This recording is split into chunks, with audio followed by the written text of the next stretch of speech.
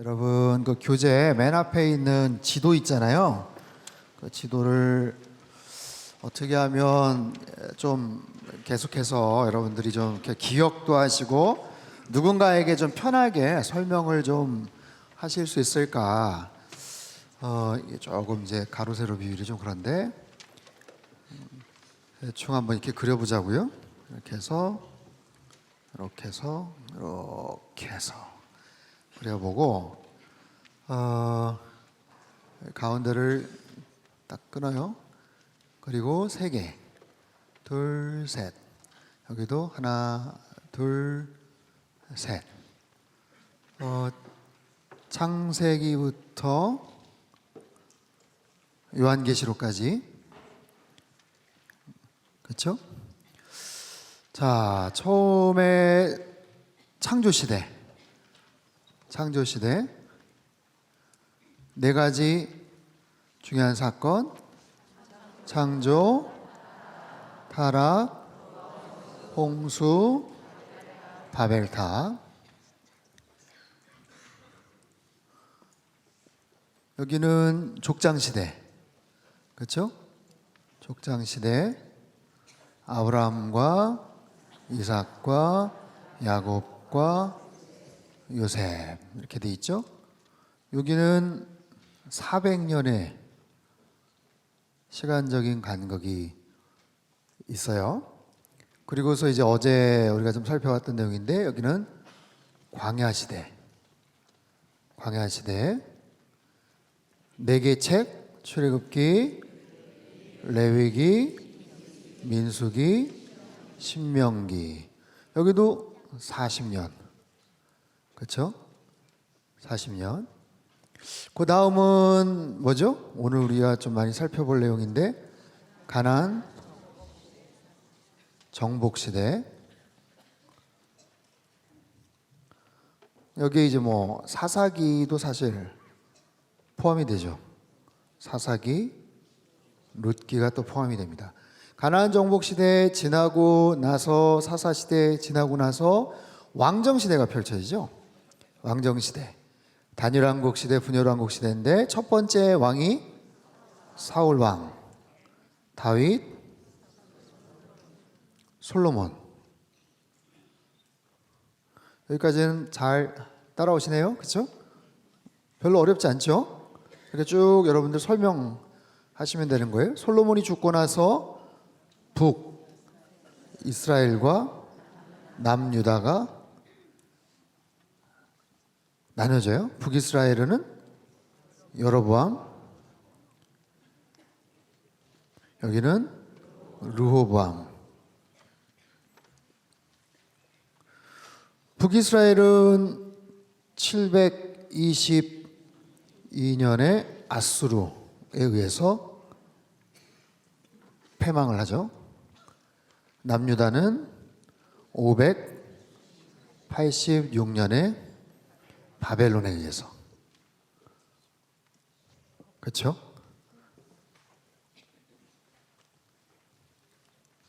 여기까지 잘 따라오셨죠? 여기를 어떻게 할까요? 여기도 가운데를 끊고, 여기는 두 개, 여기는 두 개. 자, 586년 바벨론에 망하고, 이거는 포로시대죠? 몇 년? 70년. 그리고 여기는 포로 귀환시대. 그리고 나서 이 기간 동안은 400년의 침묵기가 있는 거죠. 침묵기 끝에 누가 오셔요? 예수 그리스도. 예수님께서 오셔서, 여기는 복음서의 내용이 쓰여졌겠죠. 여기에 예수님의 십자가, 그리고 부활, 십자가 부활. 그럼 요 기간 두 개. 여기는 초대교회, 그리고 사도행전과 바울서신. 나머지 부분은 공동서신, 요한계시록. 여기 이제 여러 왕들, 선지자들, 북이스라엘은 19명의 왕이 있었는데 하나같이 약한 왕이고, 남유다는 20명의 왕이 있었는데 8명 정도는 선한 왕이다. 이런 거는 이제 끼어서 나중에 쭉 또 삽입을 하면 됩니다. 대충 이런 정도의 그림만 여러분들이 그릴 수 있어도, 안 보시고 이렇게 그릴 수 있어도 굉장히 자신감이 생길 거예요. 그렇죠? 이거보다 더 편안하게 혹시 그리실 수 있는 분이 있으면 저한테 좀 정보를 제공해 주시면 제가 좀 더 수정을 하겠습니다. 잘 또 배우고 우리가 습득한 대로 누군가에게 좀 설명을 할 때 확실하게 내게 되더라고요. 그래서 한번 해보세요. 집에 가셔서 우리 남편하고 아내하고 종이 꺼내놓고 한번 잘 그려보세요. 싸우지 말고 이렇게 해가지고 위에서 3개, 아래 2개 해가지고 아무튼 잘 그려보시면 이제 확실하게 기억이 될 겁니다. 어제 굉장히 복잡하고 많은 내용들을 다루다 보니까 시간이 좀 부족해서 사실 모세의 마지막 부분들 좀 충분하게 살펴보지를 못했는데요. 사실 1시간 반 정도의 출애굽기, 레위기, 민수기, 신명기 내용을 다 본다는 것 자체가 사실 굉장히 좀 어렵습니다. 어려워요. 그래서 레위기의 내용들은 따로 좀 이렇게 여러분들이 보시면 좋겠고, 핵심적인 내용은 제사법과 성결법, 또 신명기의 내용은 되풀이할 신, 설교가 3가지의 설교가 이렇게 쭉 나옵니다. 어쨌든 이 광야 시대의 4권의 책에서의 핵심은 모세를 중심으로, 모세의 삶을 중심으로 그렇게 우리가 쭉 보면 돼요. 앞부분에 모세의 출생, 모세의 소명, 애굽에 가서 10가지 재앙, 그렇죠? 출애굽기 7장부터 12장까지 출애굽 사건, 어제 좀 살펴보진 않았지만 17장에 아말렉과의 전투에 대한 얘기가 나와요. 처음으로 이스라엘 백성들이 광야에 가서 이제 적들을 만나는 거죠. 아말렉 전투 때 여호수아가 칼을 들고 싸우는데 모세는 올라가 중보기도를 하죠. 근데 팔이 떨어지면 자기 편이 지고, 팔이 올라가면 자기 편이 이기고, 나중에 싸움이 계속 진행이 되면서 너무 힘이 드니까 팔이 점점 내려오니까 아론과 훌이 옆에서 손을 올려주는 바로 그런 이야기도 나오죠. 어제 19장, 20장도 살펴봤지만 신의 산에서의 언약, 그리고 10계명 사건, 뭐 이런 얘기들. 어제는 살펴보지 않았지만 출애굽기 32장에 보면 10계명 받는 그 시간 동안 이스라엘 백성들이 기다리다 못해서 금송아지, 아론에게 이야기해가지고 금송아지를 만들어 놓고 거기서 막 절을 하고 우상 숭배하는 그 모습에 모세가 내려와서 10계명 돌판을 막 깨트리고 엄청나게 화를 내는 그런 모습들이 나오죠. 그럼에도 불구하고 모세는 이스라엘 백성들을 너무너무 사랑했던 거예요. 하나님께서는 하나님 정말 화가 나셨어요. 아마 광야 생활 40년 동안 수도 없이 이스라엘 백성들이 불평하고 원망하고 투덜거리고 수도 없이 그랬지만 아마 제일 화가 나셨을 때가 아마 그때가 아니었을까 싶어요. 하나님이 내가 그냥 다 쓸어버리겠다, 내가 너로 말미암아 다시 시작하겠다, 막 그렇게까지 하셨는데 모세가 그 앞에서 그거는 의미가 없습니다. 하나님 그러시려면 제 이름도 생명책에서 지워버려 주십시오. 저도 이들과 운명을 같이 하겠습니다 해서 어떻든지 간에 하나님 그 화가 나신 그 화를 잘 정말 위로해드리고, 그리고 새롭게 뭔가를 해나가는 그런 모세였던 그 이스라엘 백성들을 향한 그런 마음도 거기 담겨져 있고요. 어제 우리가 살펴봤지만 민수기 13장 14장에 가나안 정탐꾼 파송했었는데 10명의 정탐꾼이 와서 부정적으로 막 얘기하고 분위기를 아주 이상한 방향으로 막 몰아갔을 때 사실 모세도 굉장히 그때 당혹스러웠고 어떻게 할 바를 몰랐었어요. 여호수아 갈렙이 막아서긴 했지만 그 상황에서도 어떻게 할 수가 없었어요. 그때 하나님께서 어떻게 하십니까? 40일, 정탐 갔던 40일을 하루를 1년씩 쳐서 너희가 40년 동안 너희가 말한 그대로 내가 해주겠다. 차라리 여기서 죽는 게 낫지 않냐? 그래, 너희가 말한 그대로 내가 해줄게. 그래서 하나님께서 이 1세대를 가지고는 어떻게 안 되겠다고 생각을 하신 거예요. 왜냐하면 하나님께서는 출애굽한 이스라엘 백성들하고 정말 예배 공동체를 만들고 싶은 거룩한 언약의 백성이 되기를 소망하는 하나님의 기대가 있으셨지만 400년 동안 노예 생활 종살이를 하면서 이들은 공동체 의식도 없었고 하나님에 대한 어떤 열정이나 이런 부분도 없었고 계속해서 불평하고 원망하기만 하고 도저히 그 백성을 데리고 들어가서는 어떻게 할 수가 없는, 그래서 아예 40년 한 세대를 그냥 다 그냥 포기해 버리시고 새로운 뉴 제너레이션을 통해서 20세 미만 젊은 그 세대를 통해서 다시 출발하기를 원하셨던 그런 하나님의 모습이죠. 어제 말미에 좀 살펴봤지만 민수기 20장 부분에서 모세가 반석을 2번 친 신광야 무리바에서 모세가 이제 분노를 합니다. 어떤 경우는 하나님이 막 화를 내시고 모세가 거기서 막 중재를 하고, 어떤 경우는 하나님께서는 또 참으시는데 모세가 그냥 거기서 그만 뚜껑이 열려가지고 막 화가 나서 막대기로 2번 내려치고 그 장면들이 나오죠. 어떻든지 간에 40년 애굽의 왕자로 있었고 또 40년 미디안의 양치기로 있었고 나머지 40년 이스라엘의 리더로서 그 40년을 그 고생을 하면서 누이였던 미리암도 죽고 형 아론도 세상 떠나고 이제 모세도 나이가 이제 120세 되어서 굉장히 힘도 빠지고 어려운 그런 상황 속에서 그럼에도 불구하고 하나님께서 그렇게 말씀을 하셨지만 가나안 땅에 들어가고 싶은 마음이 왜 없겠어요? 모압 평지 바라보이는 그곳에서 하나님 앞에 다시 한번 간구하는 그런 내용이 나와요. 하나님 구하옵나니 이 아름다운 땅 제가 들어가게 허락해 주세요. 하나님 잘못했어요 라고 하나님 앞에 청하는 그런 내용이 나오죠. 신명기 한번 볼까요? 신명기 3장 말씀, 신명기 3장 말씀 25절 이하의 내용입니다. 신명기 3장 25절 이하의 말씀 우리 같이 한번 읽어볼까요? 시작. 구하옵나니 나를 건너가게 하사 요단 저쪽에 있는 아름다운 땅 아름다운 산과 레바논을 보게 하옵소서 하되 여호와께서 너희 때문에 내게 진노하사 내 말을 듣지 아니하시고 내게 이르시기를 그만해도 족하니 이 일로 다시 내게 말하지 말라.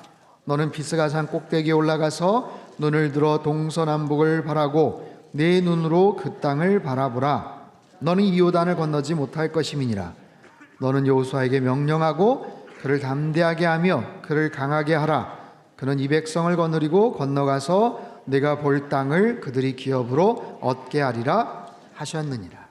하나님께서는 굉장히 냉정하세요. 어떤 경우는 모세가 그 정도까지 하나님 앞에 청하면 하나님께서 그래도 모세가 그동안 수고한 그런 것들을 고려하셔서 그래도 용서해 주시고 들어갈 수 있게끔 배려해 주실 것 같은데 하나님께서는 딱 잘라서 말씀을 하세요. 그만해도 족하니 이 일로 다시 내게 말하지 말라.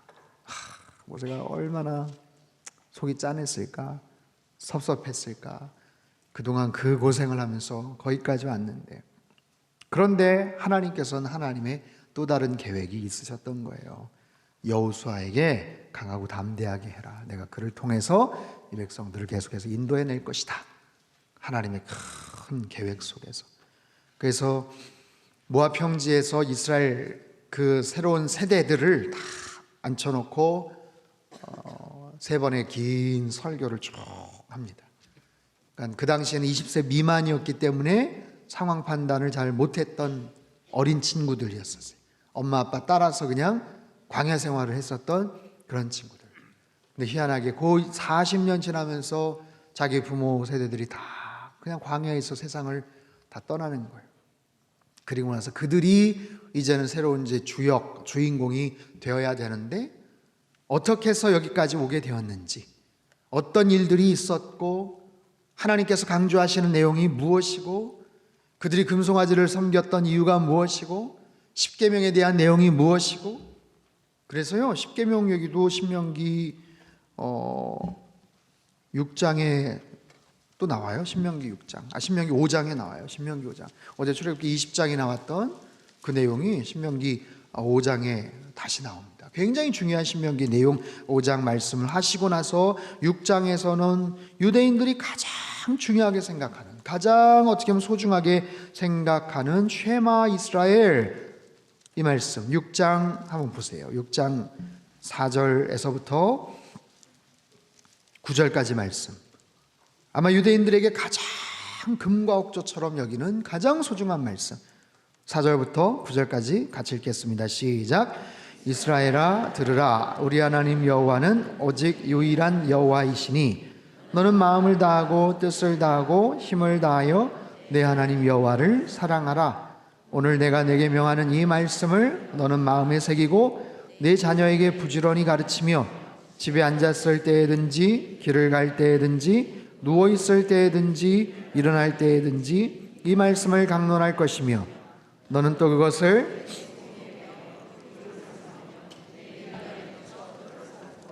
또 내 집 문설주와 바깥문에 기록할지니라. 아멘. 가장 중요한, 이스라엘아 들으라. 쉐마 이스라엘.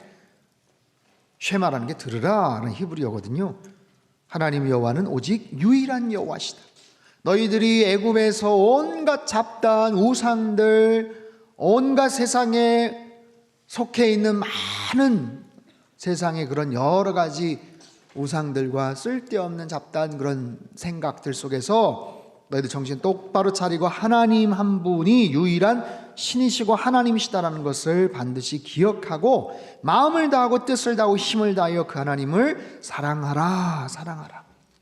그리고 그 말씀을 마음에 새기고 자녀들에게 부지런히 가르치고 집에 앉았을 때든 길을 갈 때든 누워 있을 때든 일어날 때 이 말씀을 강론하고 너는 또 그것을 네 손목에 네 미간에 네 집 문설주와 바깥문에 기록할지라. 이 하나님의 말씀에 대한 엄청난 하나님의 어떤 강조가 여기 담겨져 있고, 정말 이들은, 유대인들은 오늘날도 정말 이 말씀 그대로 계속해서 하나님 구약 율법 토라의 말씀을 그렇게 지키고 있죠. 여러분 이렇게 다 알고 있는 그런 내용이에요. 어떻든 신명기에 굉장히 중요한 이 내용. 여러분 신명기의 이 말씀은 사실은 출애굽기, 레위기, 민수기, 신명기 다 중요하지만 성경의 내용, 여태까지 있었던 사건을 한 번 더 강조를 하는데 없어도 되지 않나? 아니면 또 반복되는데 굳이 그럴 필요가 있나? 싶지만 여러분 신구약을 통틀어서 가장 많이 인용이 되는 책이 바로 신명기의 내용입니다. 구약에서만 한 350번 이상이 인용이 돼요. 신약에서는 한 190번 정도가 인용이 됩니다. 그래서 많이 신명기의 말씀을 가지고 계속해서 시편 기자들도 인용을 하고 선지자들도 인용하고 심지어는 예수님조차도 광야에서 사단이 3번의 시험을 할 때 그 사단을 물리치셨을 때 사용되었던 말씀들이 다 신명기에서 다 나오는 거예요. 그만큼 신명기의 말씀이 굉장히 중요한 엑기스와도 같은 그런 말씀들이다라는 거예요. 그래서 여기 있는 내용들은 쭉 앞에 출애굽기, 레위기, 민수기 말씀을 읽으시면서 그 다음 챕터에서 쭉쭉쭉쭉 읽으시면 그래도 이해가 많이 되리라고 생각합니다. 저 뒷부분을 가죠. 뒷부분 신명기 30장 28장도 잠깐 보죠. 28장은 이제 유명한 순종하여 받는 복과 불순종할 때 받는 저주에 대해서 소개가 되죠. 여러분 신명기 말씀은 되풀이할 신, 말씀명, 이 말씀에 대한 되풀이이기 때문에 이 말씀이 뭐다? 이 말씀을 통해서 너희가 어떻게 하면 살 것이다. 어떻게 하면 복을 받게 될 것이다. 어떻게 하면, 어떻게 하지 않으면 너희들의 앞길이 이렇게 될 것이다 라는 것을 굉장히 구체적으로 명시한 그런 내용이에요. 그래서 신명기 28장을 우리가 좋아하죠. 좋아해요. 왜냐하면 2절서부터 보세요. 내가 네 하나님 여호와의 말씀을 청종하면 이 모든 복이 네게 임하여 네게 이르되 성읍에서도 복을 받고 들에서도 복을 받고 내 몸의 잔이와 토지의 소산과 짐승의 새끼와 소와 양의 새끼가 복을 받고 광주리와 떡반죽 그릇이 복을 받고 들어와도 복을 받고 나가도 복을 받고 계속해서 어떻게 하면 복을 받고 얘기를 쭉 나열되어 있으니까 너무너무 좋아하는데 어디까지만 읽냐면 14절까지만 딱 읽어요. 14절까지만. 얌체같이 딱 복 받는 것만. 15절서부터는 이렇게 하지 않으면 이런 화가 미친다, 이런 저주가 미친다 라는 얘기가 15절서부터 더 많은 분량을 통해서 말씀하세요. 그래서 사실 신명기 말씀은 앞부분만, 내가 듣고 싶은 말씀만 쏙 듣고 마는 게 아니라 사실 뒷부분까지 다 알아야 돼요. 어떻게 해야 복을 받고 어떻게 하지 않을 때 우리에게 문제가 생길 수 있겠구나라는 것을 알아야죠. 어떤 부분이 있을 때 파울을 범하고 어떤 부분이 있을 때 벌칙금을 내고 어떤 부분이 있을 때 아무튼 그런 문제들이 있다는 것을 우리는 알아야 돼요. 28장의 말씀들 여러분 잘 주목해서 한번 읽으시기 바랍니다. 30장으로 넘어가 볼까요? 30장서부터는 이제 모세의 구체적인 유언, 모세의 노래, 모세의 축복, 이런 내용들이 쭉 소개가 됩니다. 너무너무 아름다운 그런 말씀들. 30장 1절서부터 한번 교독을 한번 해볼까요? 30장 1절서부터 저기 한 10절까지 한번 읽어볼까요? 1절 제가 한번 읽을게요. 먼저 내가 내게 진술한 모든 복과 저주가 내게 임함으로 내가 내 하나님 여호와로부터 쫓겨간 모든 나라 가운데서 이 일이 마음에서 기억이 나거든.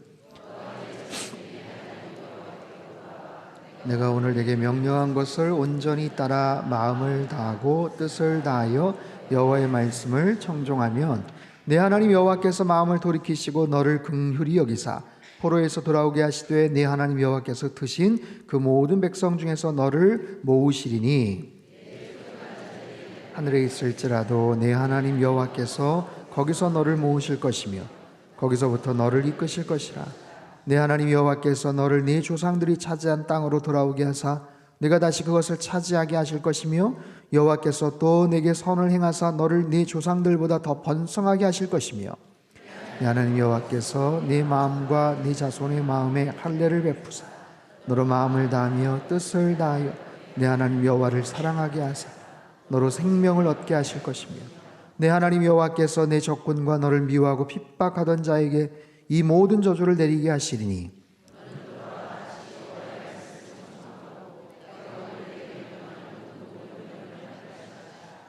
(9절 10절을) 같이 읽어볼까요? 내가 내 하나님 여호와의 말씀을 청종하여 이 율법책에 기록된 그의 명령과 규례를 지키고 내 마음을 다하며 뜻을 다하여 여호와 내 하나님께 돌아오면 내 하나님 여호와께서 네 손으로 하는 모든 일과 내 몸의 소생과 내 가축의 새끼와 내 토지 소산을 많게 하시고 내게 복을 주시되 곧 여호와께서 네 조상들을 기뻐하신 것 같이 너를 다시 기뻐하사 내게 복을 주시리라. 자, 11절 보세요. 내가 오늘 네게 명령한 이 명령은 네게 어려운 것도 아니요 먼 것도 아니라 하늘에 있는 것이 아니니 네가 이르기를 누가 우리를 위하여 하늘에 올라가 그 명령을 우리에게로 가지고 와서 우리에게 들려 행하게 하랴 할 것이 아니요 이것이 바다 밖에 있는 것이 아니니 네가 이르기를 누가 우리를 위하여 바다를 건너가서 그의 명령을 우리에게로 가지고 와서 우리에게 들려 행하게 하랴 할 것도 아니라 오직 그 말씀이 네게 매우 가까워서 네 입에 있으며 네 마음에 있은즉 네가 이를 행할 수 있느니라. 보라, 내가 오늘 생명과 복과 사망과 화를 네 앞에 두었나니 곧 내가 오늘 네게 명령하여 네 하나님 여호와를 사랑하고 그 모든 길로 행하며 그의 명령과 규례와 법도를 지키라는 것이라. 그리하면 네가 생존하여 번성할 것이요 또 네 하나님 여호와께서 네가 가서 차지할 땅에서 네게 복을 주실 것임이니라. 여러분, 하나님께서 20절 네 하나님 여호와를 사랑하고 그의 말씀을 청종하며 또 그를 의지하라. 그는 내 생명이시요 네 장소이시니 여호와께서 네 조상 아브라함과 이삭과 야곱에게 주리라고 맹세하신 땅에 네가 거주하리라. 참 귀한 말씀이에요. 귀한 말씀. 31장을 보면 모세가 가서 온 이스라엘에게 말씀을 전하여 그들에게 이르되 이제 내 나이 120세라 내가 더 이상 출입하지 못하겠고 여호와께서도 내게 이르시기를 너는 이 요단을 건너지 못하리라 하셨느니라. 여호와께서 이미 말씀하신 것과 같이 네 하나님 여호와께서 너보다 먼저 건너가사 이 민족들을 내 앞에서 멸하시고 네가 그 땅을 차지하게 할 것이며 여호수아는 네 앞에서 건너갈지라. 하나님께서 다 그 계획들을 가지고 말씀을 하세요. 6절도 볼까요? 너희는 강하고 담대하라. 두려워하지 말라. 그들 앞에서 떨지 말라. 이는 네 하나님 여호와 그가 너와 함께 가시며 결코 너를 떠나지 아니하시며 버리지 아니하실 것임이라 하고, 모세가 여호수아를 불러 온 이스라엘의 목전에서 그에게 이르되 너는 강하고 담대하라. 너는 이 백성을 거느리고 여호와께서 그들의 조상에게 주리라고 맹세하신 땅에 들어가서 그들에게 그 땅을 차지하게 하라. 그리하면 여호와 그가 네 앞에서 가시며 너와 함께 하사 너를 떠나지 아니하시며 버리지 아니하시리니 너는 두려워하지 말라. 놀라지 말라. 아멘. 여러분, 모세가 가나안 땅에 들어가지 못하는 상황에서 이제 마지막 이별의 순간은 다가오고, 얼마나 그 백성들에게 좀 하고 싶은 말이 많았겠어요. 그리고 자신의 뒤를 이어서 감당해야 될 여호수아를 보면서 애틋한 마음도 있지 않았겠습니까? 참 쉽지 않을 텐데, 쉽지 않을 텐데. 출애굽에서 여기까지 오는 것도 참 쉽지 않지만, 이 친구가 앞으로 가나안 땅을 또 정복하고, 이 백성들 툭하면 그냥 불평하고 원망하고 짜증내고, 이 백성들과 같이 그 땅을 정복한다는 게 참 쉽지 않을 텐데, 인간적인 그런 마음들이 앞서는 거예요. 그럼에도 불구하고 하나님이 너희와 함께 하신다. 여기까지 인도하신 하나님이 앞으로 너희와 분명히 함께 하실 것이다 라는 거예요. 강하고 담대하라 라는 거예요. 그러면서 31장, 32장 보면 모든 지파별로 이제 막 축복을 합니다. 모든 지파별로 축복을 하고, 33장에는 모세의 어떤 노래가 나오고 축복을 하고 각 지파별로 쭉 축복을 한 이후에 마지막 34장, 모세의 죽음에 대한 이야기가 나오죠. 모세의 죽음. 34장 한번 펴보세요. 우리 한 절씩 한번 교독하겠습니다. 제가 먼저 1조. 모세가 모압 평지에서 느보산에 올라가 여리고 맞은편 비스가산 꼭대기에 이르매 여호와께서 길르앗 온 땅을 단까지 보이시고 온 납달리와 에브라임과 므낫세의 땅과 서해까지의 유다 온 땅과 네겝과 종려나무의 성읍 여리고 골짜기 평지를 소알까지 보이시고, 이삭과 야곱에게 맹세하여 그의 후손에게 주리라 한 땅이라. 내가 내 눈으로 보게 하였거니와 너는 그리로 건너가지 못하리라 하시매, 이에 여호와의 종 모세가 여호와의 말씀대로 모압 땅에서 죽어 장사되었고 오늘까지 그의 묻힌 곳을 아는 자가 없느니라. 모세가 죽을 때 나이 120세였으나 그의 눈이 흐리지 아니하였고 기력이 쇠하지 아니하였더라. 모압 평지에서 모세를 위하여 애곡하는 기간이 끝나도록 모세를 위하여 30일을 애곡하니라. 모세가 눈의 아들 여호수아에게 안수하였으므로 그에게 지혜의 영이 충만하니 이스라엘 자손이 여호와께서 모세에게 명령하신 대로 여호수아의 말을 순종하였더라. 이스라엘에 모세와 같은 선지자가 일어나지 못하였나니 모세는 여호와께서 대면하여 하시던 자요. 같이 읽죠. 여호와께서 바로와 그의 모든 신하와 그의 온 땅의 모든 이적과 기사와 모든 큰 권능과 위엄을 행하게 하심에 온 이스라엘의 목전에서 그것을 행한 자이더라. 아멘. 제가 언젠가 이 34장 가지고 주일 설교 말씀을 함께 나눴던 그런 기억이 납니다. 모세의 마지막. 그가 여태까지 했던 모든 것을 다 이뤘어요.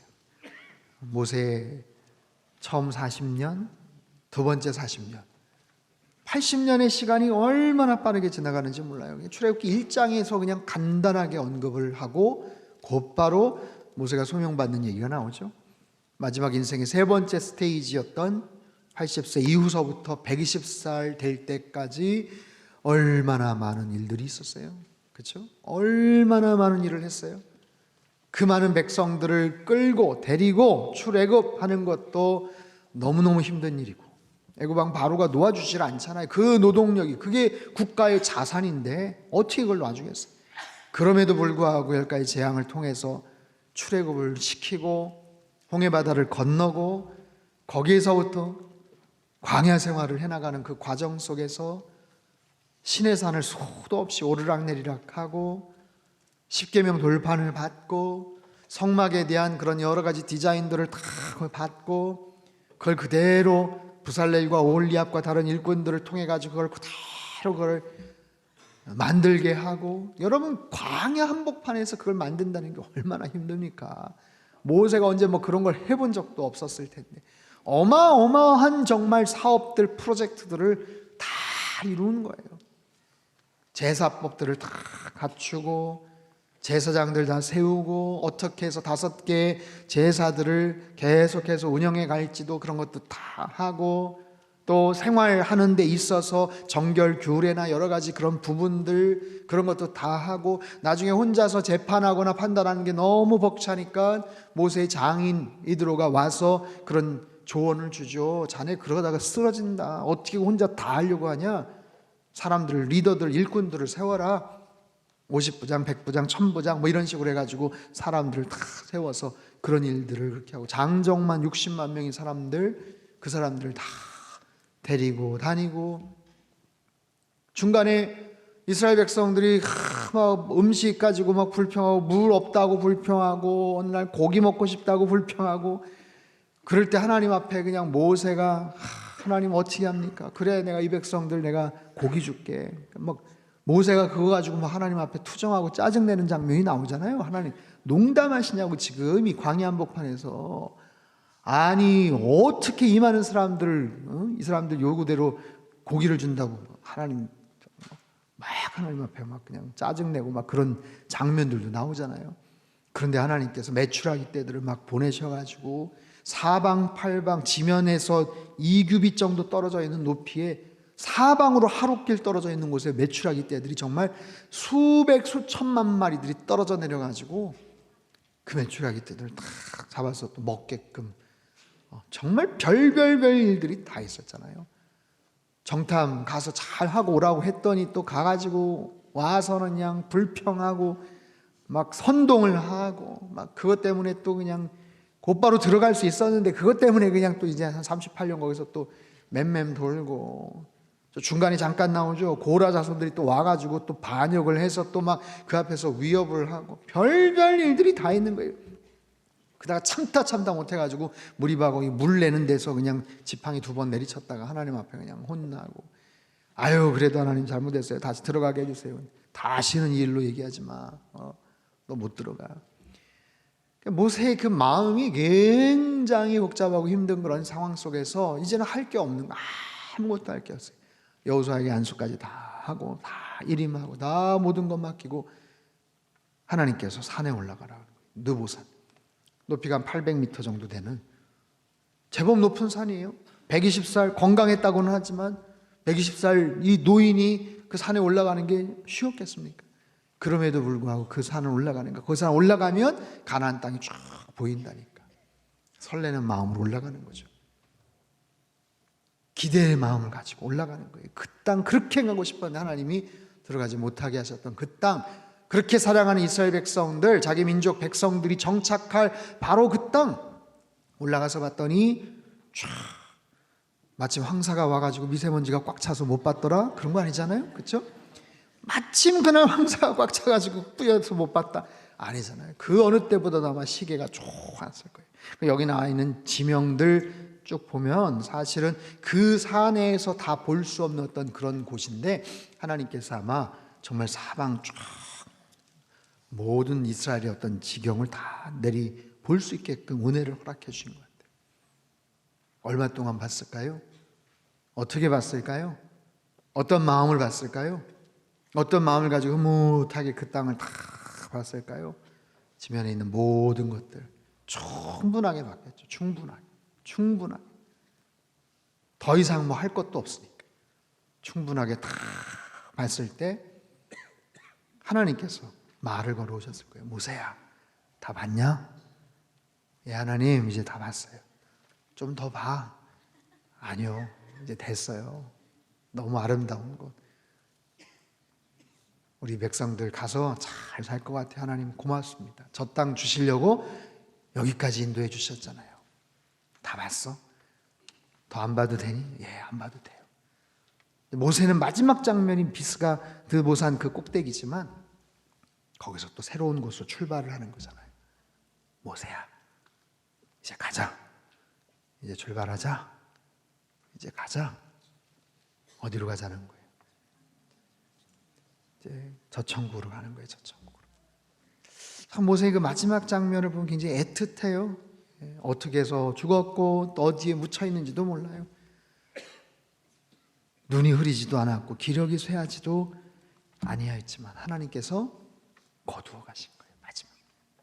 마지막 사명 다 마치고 모든 사명 다 마치고 그렇게 거두어 가시는 그런 모세의 마지막 모습. 어쩌면 모세가 그 땅에 들어가서 잠깐이라도 생활을 하고 잠깐이라도 경험하는 것보다도 하나님 모세에게 가장 큰 선물, 축복을 주시지 않았을까 싶어요. 너무너무 아름다운 삶의 마무리. 여러분, 인생을 잘 사는 것도 큰 축복이지만 인생의 삶을 잘 마무리하는 것도 얼마나 큰 축복인지 몰라요. 우리가 엊그제 야곱의 얘기 봤잖아요. 그렇게 어떻게 보면 소심하고 욕심꾸러기고 지기 싫어하고 자기가 원하는 목적을 위해서 수단과 방법을 가리지 않았던 그의 삶이지만 나중에 움켜진 모든 것을 다 필 때 하나님 앞에 온전한 모습으로 그가 하나님을 신뢰할 때 하나님께서 그에게 어마어마한 복을 쏟아 부으시잖아요. 당대 최고의 국왕 바로에게 축복을 하고 자녀들에게 축복 다 하고 한 자루의 초가 그냥 사르르 꺼지듯이 그렇게 해서 마지막 삶을 마무리를 짓고 그리고 세상에 애굽의 정말 어마어마한 장래 행렬이 그 야곱의 마무리를 마지막 가는 길을 그렇게 축복하고 하는 모습을 보면 이 땅을 우리가 열심히 잘 사는 것도 은혜고 마지막 마무리를 잘하는 것도 은혜인 줄 믿습니다. 절대로 우리 힘으로 되지 않아요. 여러분, 하나님 앞에 맡겨야 돼요. 이 땅을 열심히 잘 사는 것도 하나님 앞에 내어 맡기고 동행하면서 잘 살아야 되고요. 하나님, 나의 인생의 마무리를 하나님께서 모세처럼 야곱처럼 예수님처럼 이렇게 멋있게 마지막 마무리를 할 수 있도록 주님 축복하여 주옵소서. 이 모세의 마지막 당대 최고, 당대가 뭐예요? 전무후무했던 다시는 그런 선지자가 나오지 않았다. 모세의 마지막 부분이 딱 매듭이 쳐지면서 이제 여호수아서로 넘어가는 거예요. 여호수아서. 자, 이제 모세 오경에 대한 내용들은 우리가 좀 살펴봤고요. 이제 가나안 정복 시대, 여호수아, 사사기, 룻기. 이 내용은 그래도 조금 이제 이해하기가 좀 쉬울 수도 있는데, 자 보세요. 24장까지 있습니다. 여호수아서는 24장까지 있습니다. 1장부터 5장까지는 가나안 땅 입성에 대한 이야기고요. 그리고 6장서부터 12장까지는 정복에 대한 이야기입니다. 정복. 나머지는 분배. 여호수아서는 사실 제일 중요한 게 정복과 분배예요. 가나안 땅에 들어갔죠. 그래서 그 땅을 정복하는 것과 땅을 분배하는 것. 그래서 24장까지인데 12장에서 딱 중간에서 끊어서 보시면 돼요. 중간에서 딱 끊어서 앞에 한 5장까지는 입성하는 것, 나머지는 정복, 그리고 분배, 그 얘기입니다. 입성하기 앞서서 1장에 보면, 여호수아서 1장에 보면 아까도 신명기 그 후반부에도 계속해서 나오지만 여호수아서 1장 5절서부터 보면 내 평생에 너를 능히 대적할 자가 없으니 내가 모세와 함께 있었던 것 같이 너와 함께 있을 것임이니라. 내가 너를 떠나지 아니하며 버리지 아니하리니. 아까 신명기에 나온 말씀은 모세를 통해서 하나님께서 들려주셨던 음성이라면 여호수아서 1장의 내용은 하나님께서 여호수아에게 말씀하신 내용이에요. 하나님께서. 여러분, 여호수아 입장에서는 사실 굉장히 힘들고 벅찬 일이죠. 모세의 뒤를 이어서 리더가 된다는 것은 굉장히 사실은 부담스러운 일이죠. 모세, 보통 리더입니까? 정말 전무후무한 그런 대단한 리더인데 그 리더를 이어서 자기가 새로운 리더가 된다는 것은 이건 굉장히 어려운 일이에요. 여러분, 오늘날은 리더십의 어떤 중요성이 그 어느 때보다 강조가 되어 있는 그런 시대입니다. 기업도 마찬가지, 정치 마찬가지. 뭐 총선 한 100일 정도 남았는데 지금 굉장히 그런 핫 이슈잖아요. 지금 뭐 미국의 트럼프하고 이란하고의 지금 막 그런 문제들, 정치 지도자들 간의 어떤 그런 부분들, 세상이 막 글로벌화돼 있고 최첨단의 어떤 그런 시대를 살아가지만 어떤 그런 자리에 놓여 있는 리더들의 역할, 그들의 판단, 그들의 어떤 결정에 따라서 이건 너무너무 큰 결과가 왔다 갔다 하는 거예요. 그래서 리더십에 대한 그런 부분들이 굉장히 중요합니다. 여호수아 입장에서는 사실 모세 뒤를 이어서 리더가 된다는 것도 굉장히 부담스러운데 가서 땅을 정복하고 또 그 땅을 분배해야 되는 이거 굉장히 힘든 일이에요. 자기가 가서 봤잖아요. 네? 40년 전에 정탐하러 가서 봤잖아요. 긍정적으로 갈렙과 같이 이야기는 했지만 그 땅에 거주하는 그 거민들이 정말 장난 아니라는 거 자기가 알잖아요. 근데 이 백성을 데리고 가서 그 땅을 격파를 하고 땅을 정복하고 나눈다고? 이게 힘든 거예요. 무엇보다도 여호수아는 여러분 그들과 어려서부터 같이 지내면서 생활을 하다가 리더가 된 사람. 모세만 해도 80세 나이가 되어서 그들에게 짠 나타났죠. 저 사람 누구야? 저 사람이 말이야 옛날에 애굽의 왕자였다는데 한때 잘 나갔던 사람이라는데 우리 히브리 사람 맞아. 뭐 대단한 아무튼 뭐 스토리를 갖고 있는 그런 사람이야. 과거를 몰라요. 과거를 그냥 옛날에 있었던 스펙만 알아요. 거기다 막 지팡이 휘둘면 막 그냥 온갖 재앙들이 막 나오고 막 그러니까 모세의 어떤 리더십은 처음 보는 사람들에게 있어서는 그래도 굉장히 강렬하게 자리를 잡지 않았을까 싶어요. 근데 여호수아는 뭐예요? 여호수아는 여기 같이 지냈던 사람이에요. 같이 가나안 땅 같이 들어갔었을 때 어려서부터 커나가면서 청년 시절 봐왔던 사람.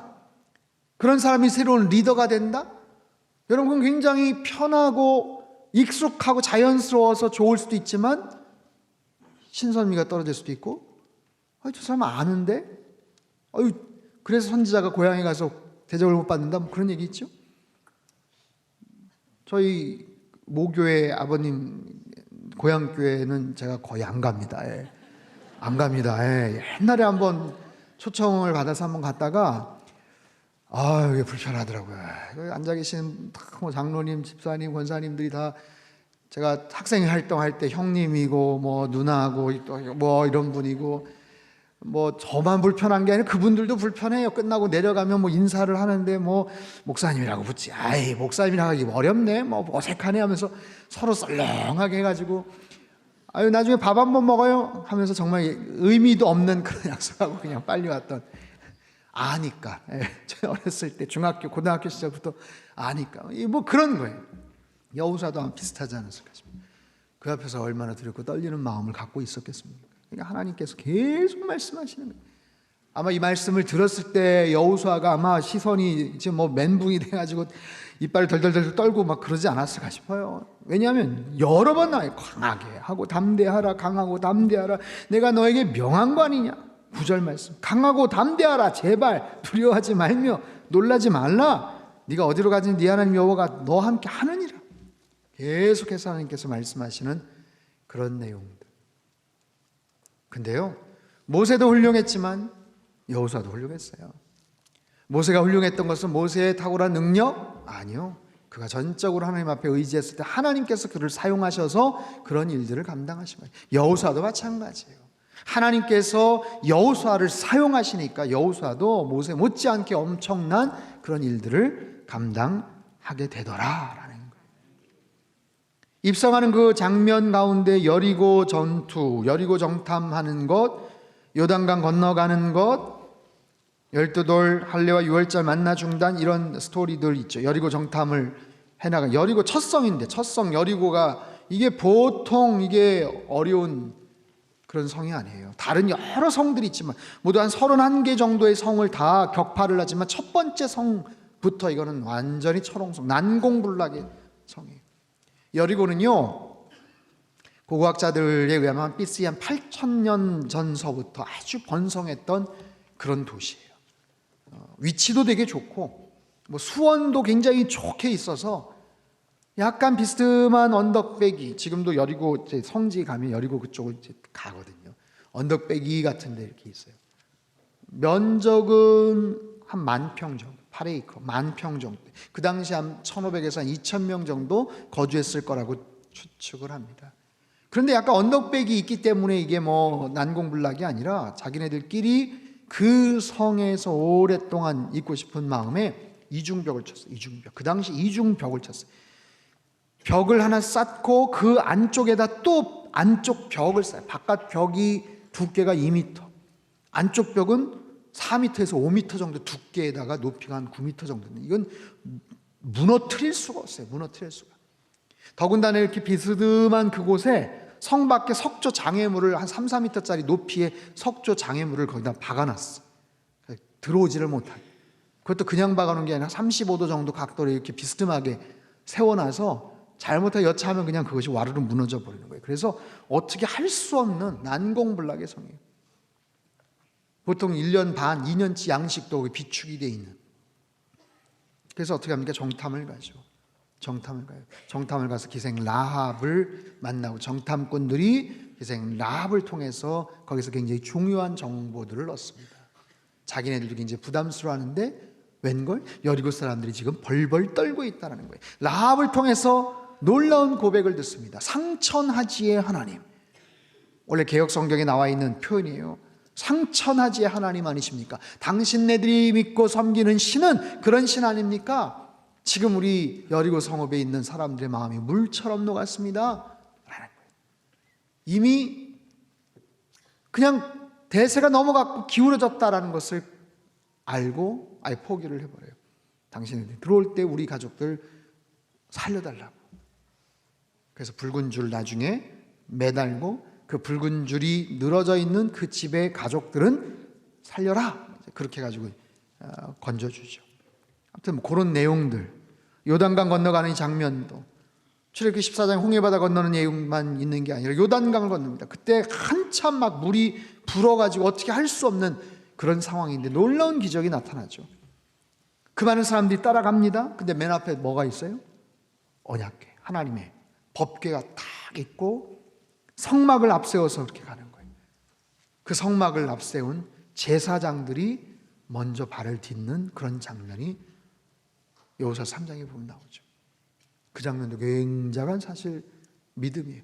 여러분, 그만큼 믿음이 성숙했던 거예요.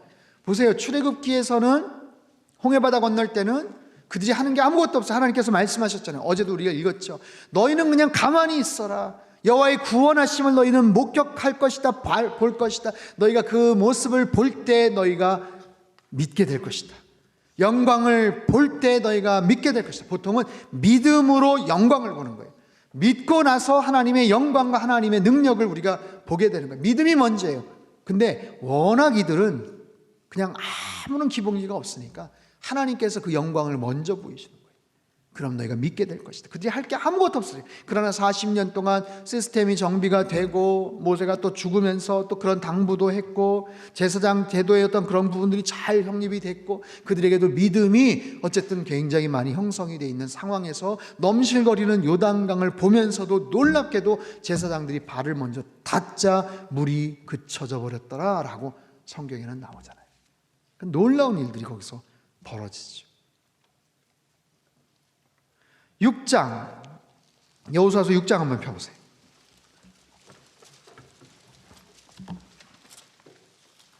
여호수아서 6장의 내용 보면 그들이 7일 동안 하루에 한 바퀴씩 한 바퀴씩 한 바퀴씩 한 바퀴씩 그리고 마지막 7일 때는 7바퀴 그렇게 돕니다. 15절, 6장 15절 서부터 21절까지 한 절씩 교독할게요. 제가 먼저 15절 읽겠습니다. 일곱째 날 새벽에 그들이 일찍 일어나서 전과 같은 방식으로 그 성을 7번 도니 그 성을 7번 돌기는 그날뿐이었더라.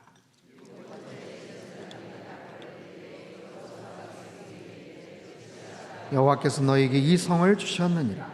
이 성과 그 가운데 있는 모든 것은 여호와께 온전히 바치되 기생 라합과 그 집에 동거하는 자는 모두 살려주라.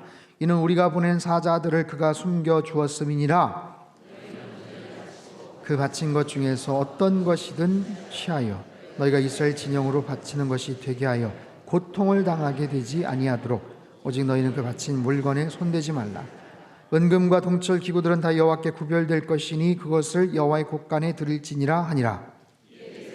외치고 제사장들은 나팔을 불매 백성이 나팔 소리를 들을 때 크게 소리질러 외치니 성벽이 무너져 내린지라. 백성이 각기 앞으로 나아가 그 성에 들어가서 그 성을 점령하고 그 성 안에 있는 모든 것을 온전히 바치되 남녀노소와 소와 양과 나귀를 칼날로 멸하니라. 네, 거기까지요. 이들이요 하루에 한 바퀴씩 돌았어요. 그리고 마지막 날 7번째 날은 몇 바퀴를 돌았어요? 7바퀴 돌았어요. 모두 몇 바퀴를 돌았어요? 13바퀴 돌았어요. 도는 동안 하나님께서 여호수아에게 말씀하신 게 있어요. 침묵하라, 침묵하라. 소리 내지 마라. 침묵하라. 그거는 걔네들 눈치채지 못하게 살금살금 가라, 그게 아니에요. 왜 모르겠어요? 쟤네들 뭐 하나? 보고 있었을 거 아니에요? 침묵하라. 끝까지 침묵합니다. 마지막까지 침묵해요. 여러분 가나안 땅에 들어가서 초기에 말 굉장히 잘 순종합니다. 그럼에도 불구하고 왜 침묵하라고 할까요? 한 바퀴, 두 바퀴, 세 바퀴, 첫째 날, 둘째 날, 셋째 날 그러려니 하는데 넷째 날서부터 투덜투덜. 그때 전공이 나오죠. 투덜투덜. 원망원망. 뭐 하는 짓이야? 우리 제정신 맞아?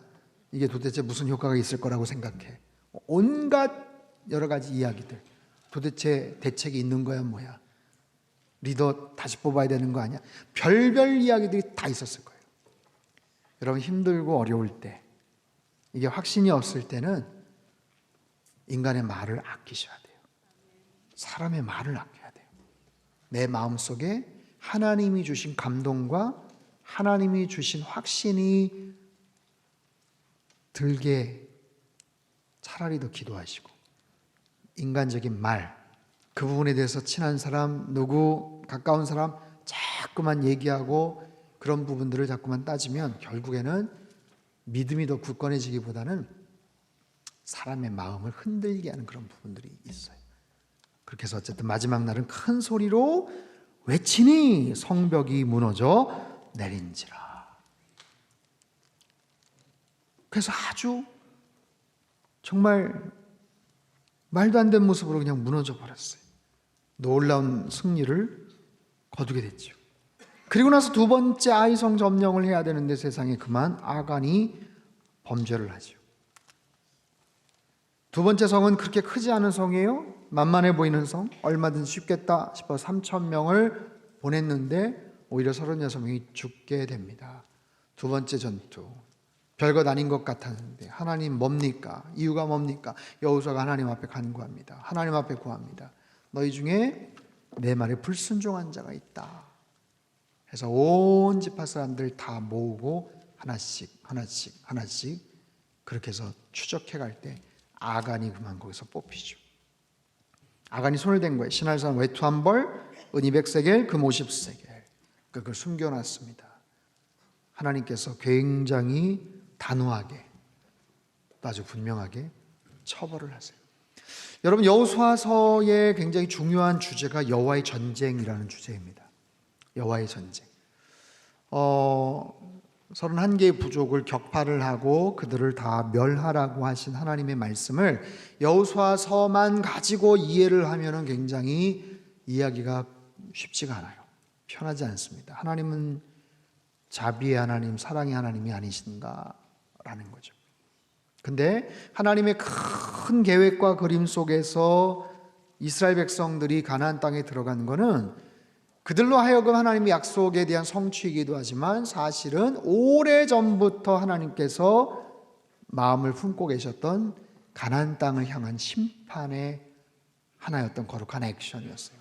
심판하고자 하는 7개의 그 부족이 메인 부족인데 거기서 온갖 우상들, 바알과 아세라, 그 속에서 온갖 음란한 행위들, 정말 더 이상 어떻게 회복이 어려운, 개선이 어려운 그런 지역을 하나님께서 오래전서부터 눈여겨보시고 언젠가 내가 손든다, 내가 언젠가 이 친구들 내가 회초리 든다, 그렇게 마음에 품으셨던 바로 그것. 온갖 우상 숭배를 하면서 거기 있는 어린아이들은, 남자아이들은 무당으로, 여자아이들은 성전 창기로 이렇게 길리워졌던 바로 가나안 땅. 그 땅을 향한 하나님의 전쟁, 여호와의 전쟁이에요. 그래서 가나안 심판에 대한 그 부분은 칼과 활과 어떤 무기를 가지고 얼마나 전략적으로 잘 짜서 쓰느냐, 그것도 중요하지만 사실 더 중요한 것은 하나님의 율법에 대한 순종이에요. 하나님의 율법에 대해서 얼마나 순종하는가, 하나님 명령에 따라서 얼마나 순종하는가, 그리고 그 백성의 악함을 처단하기 위해서 심판의 하나의 도구로서 이스라엘 백성들을 사용하시는데, 그들의 악함과 같은 모습이 이스라엘 백성에게 비춰지면 그들 또한 용서받기가 어려운 거죠. 근데 그 죄를 아간이 범하는 거죠. 7장 26절 한번 보세요. 25절, 7장 25절, 26절 같이 읽죠. 시작. 여호수아가 이르되 내가 어찌하여 우리를 괴롭게 하였느냐, 여호와께서 오늘 너를 괴롭게 하시리라 하니 온 이스라엘이 그를 돌로 치고 물건들도 돌로 치고 불사르고 그 위에 돌무더기를 크게 쌓았더니 오늘까지 있더라. 여호와께서 그의 맹렬한 진노를 그치시니 그러므로 그곳 이름을 오늘까지 아골골짜기라 부르더라. 그의 맹렬한 진노, 거기다 여러분 표시를 해두셔야 돼요. 그의 맹렬한 진노. 누구의 맹렬한 진노? 하나님의 맹렬한 진노. 아간을 처단하고 아간의 그 불순종과 죄에 대해서 하나님은 어떻게 보셨냐면 맹렬한 진노와 같은 하나님의 화로 여기신 거예요. 여러분, 우리는 하나님보다 의로울 수 없습니다. 하나님보다 공의로울 수 없어요. 이 상황에 대해서 하나님은 너무하셔. 하나님 너무 좀 자비 없지 않으셔. 무자비하신 분이셔. 하나님 사랑이 없으셔. 거기서 조금만 이렇게 좀 해서 개선하고 용서해 주시고 좀 한번 잘못했다고 하는데 여러분, 우리는 절대로 하나님보다 더 사랑이 많을 수 없고요, 하나님보다 더 의로울 수 없어요. 이유가 있어서 그러면 이유가 있어서 가나안 땅에 들어오기 위해서 얼마나 많은 시간 동안 하나님이 마음을 품고 계획을 하시고 40년간 그 고생을 해서 거기까지 가서 그 첫 번째 그 전투에서 거룩한 하나님의 전쟁을 선포하고 그들을 심판하시는데 거기에 손을 대는 거예요. 하나님의 그 진노가 이건 말로 표현할 수 없는 그런 모습이에요. 그걸 우리는 이해를 못하고 이 내용만 보고서 하나님이 뭐 사랑이 없고 자비하심이 없고 무서워서 나는 뭐 하나님 못 믿겠어, 뭐 이게 아니라는 거예요. 하나님의 관점이 가장 정확한 거예요. 하나님이 불쌍히 여기는 거예요. 요나가 거기에 대해서 토를 달고 얘기하지만, 야, 한번 기회를 주자. 좌우를 분변치 못하는 자들이 12만 명이나 되고 그러는데 그래도 저 백성 중에 좀 건질 사람들 있지 않겠니? 요나야. 그런 거예요.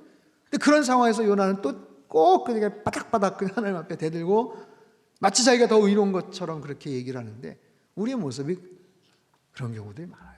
그러니까 하나님의 관점으로 보셔야 돼요. 하나님의 의로움으로 봐야 돼요. 하나님의 분노로 봐야 돼요. 하나님의 사랑으로 덮어줘야 돼요. 하나님의 마음으로 용서해야 돼요. 우리 거기에 엇박자가 나면 믿음 생활을 하나님께서 원하시는 모습을 하기 어렵죠. 바로 그런 거예요. 그리고 나서는 계속해서 파죽제사로 쫙 공격을 해나갑니다. 여러분, 그 지도를 한번 볼까요? 뒷장에 보면 가나안 정복,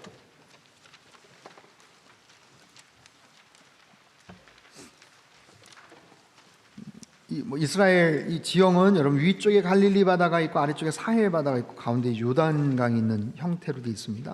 강 건너 뭐 이러면 요단강을 중심으로 얘기하는 거예요. 여리고 찾으셨죠? 찾으셨나요? 여리고 있죠? 사해 그 위에 여리고 전투, 여리고에 승리하고 아이성 공격하고, 그래서 중원을 먼저 장악을 합니다. 1차 정복은 중부 지역을 장악을 해요. 그래서 중부 지역 그쪽을 다 먹어 들어가고, 그리고 나서 2차는 남부로 내려갑니다. 아래쪽으로 해가지고 아세라, 라기스, 에글론, 막게다 이런 쪽으로 해가지고 그쪽을 다 또 점령을 합니다. 그리고 나서 그 힘을 가지고 북쪽으로 또 올라가는 거예요. 북쪽 제일 힘든 그런 전투가 사실은 벌어졌죠. 저기 위쪽까지 해서 그래서 중부 지역, 남부 지역, 북부 지역까지 해가지고 가나안 전체의 31개의 그 부족들을 다 공격을 하고 정복을 하는 거예요. 그 이야기가 12장까지 나옵니다. 12장까지. 그리고 13장서부터는 땅을 이제 분배하는 그런 이야기들이 쭉 소개가 돼요. 분배하는 내용들. 내용은 이제 넘어가겠습니다. 이거 내용은 그냥 읽어보면 아시고, 마지막 유언에 대한 부분만 볼까요? 여호수아서 24장.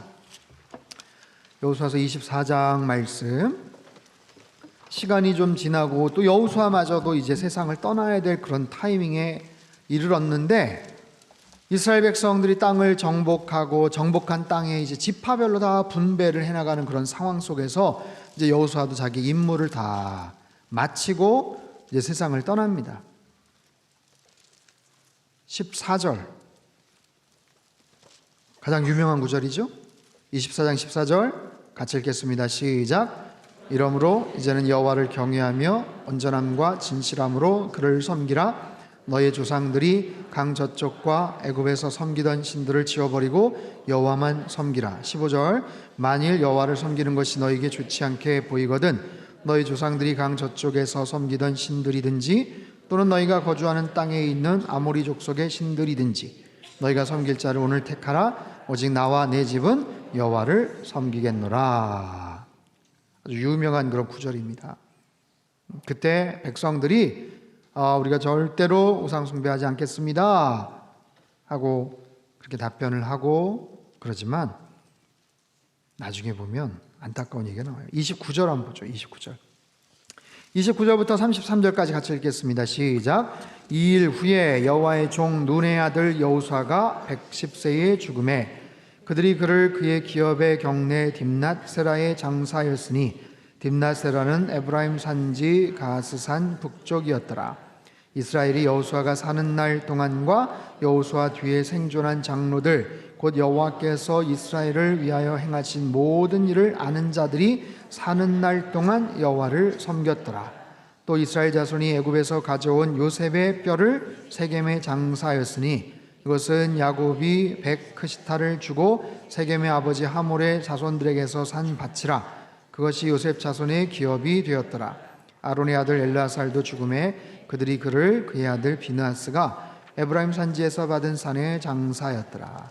두 가지 의미 있는 얘기가 있어요. 첫 번째는 여호수아가 죽고 그 당대에 있었던 같이 활동을 했던 장로들, 리더들이 세상을 떠났는데 31절 여호와께서 이스라엘 위하여 행하신 모든 일을 아는 자들이 사는 날 동안 여호와를 섬겼더라. 그 기간만 여호와를 섬겼다. 그 자녀 세대들에서는 이 믿음이 제대로 계승이 되질 않았던 거예요. 또 한 가지는 요셉의 뼈를 드디어 여기에다가 입관하고 묻습니다. 와, 여러분 대단하지 않아요? 요셉 어제 우리가 같이 살펴봤죠? 요셉이 마지막 죽으면서 유언 남긴 거 기억나세요? 어제 얘기했던 거예요? 어제 얘기했던 거? 시간이 얼마나 지났는지 아세요? 시간이? 요셉의 뼈 얘기가 지금 시간이 얼마나 지났어요? 400년? 400년 더하기 40년 더하기 여호수아가 들어가서 여기 죽고 정복하고 여기 봐도 정복 5년, 분배 2년, 유언 남기는 것 한 10년 만약에 따져도 450년 전? 거의 450년 전의 이야기인데 그걸 결국에는 성취를 합니다. 그렇죠? 그리고 출애굽하고 광야 생활하고 그 북새통에 어떻든 참 어디에서 누가 아무튼 그걸 계속해서 관리하고 보관하고 있었는지 몰라도 요셉의 뼈를 계속해서 갖고 와서 거기다가 매장을 하는 그런 얘기가 나와요. 그래서 여호수아서는 이렇게 매듭을 짓습니다. 사사기서. 여러분 사사기서는 뭐 괜찮죠? 네? 다 계속 진도 나가도 괜찮겠죠? 사사기서는 한 350년 여호수아 죽고 나서 한 350년 기간 동안 있었던 이야기입니다. 보세요. 모세가 지도자고 여호수아가 지도자예요. 그럼 그 다음은 누가 지도자인가? 왕정 시대가 오기 전까지 특별한 전체 지도자가 없었어요. 자, 저를 보세요. 가나안 땅을 정복을 합니다. 중부 지역, 남부 지역, 북부 지역 다 몰아냅니다. 그리고 나서 땅을 분배를 해요. 땅을 제비를 뽑아가지고 분배를 합니다. 그 과정도 사실 굉장히 흥미로운데, 땅을 다 분배를 하고 이제 공동체 생활을 했었던 그들이 이제 지파별로 흩어지는 거예요. 지파별로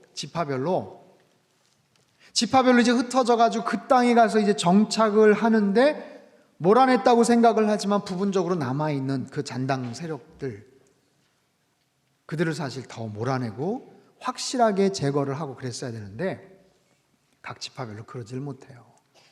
남아 있는 사람들이 있었고, 몰아내도 사실은 다 그 사람들을 막 죽이지 않는 이상은 이게 어려운 거예요. 자기네들도 거기서 생활을 해야 될 거 아니에요. 그러다 보니까 그냥 발목 붙잡고 늘어지는 거죠.